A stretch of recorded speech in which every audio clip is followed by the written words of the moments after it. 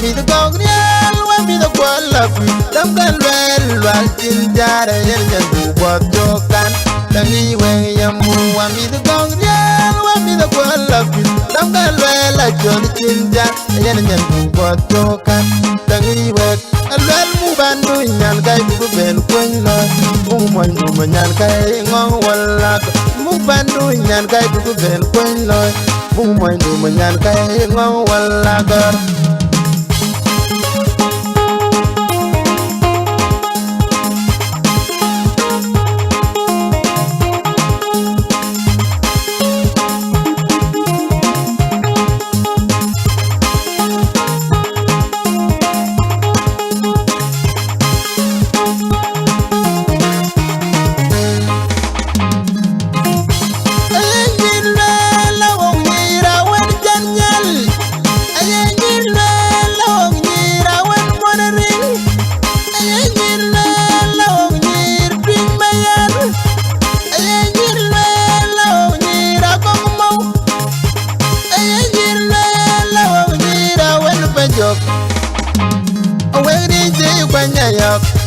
wa mi the gogrial wa mi the kwala fi dam kan wel wal tin jare yen yen bu boto kan tangi we yamu wa mi the gogrial wa mi the kwala fi dam kan wel la jon tin jare yen yen bu boto kan tangi we alwel mu bandu nyan kai bu ben kun lo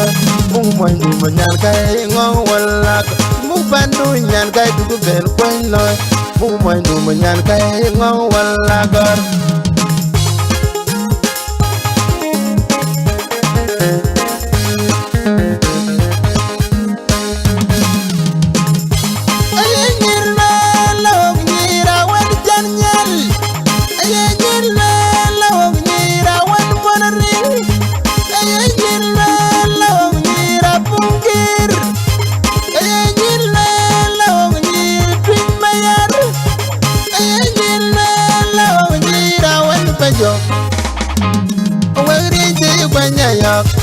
wa mi the gogrial wa mi the kwala fi dam kan wel wal tin jare yen yen bu boto kan tangi we yamu wa mi the gogrial wa mi the kwala fi dam kan wel la jon tin jare yen yen bu boto kan tangi we alwel mu bandu nyan kai bu ben kun lo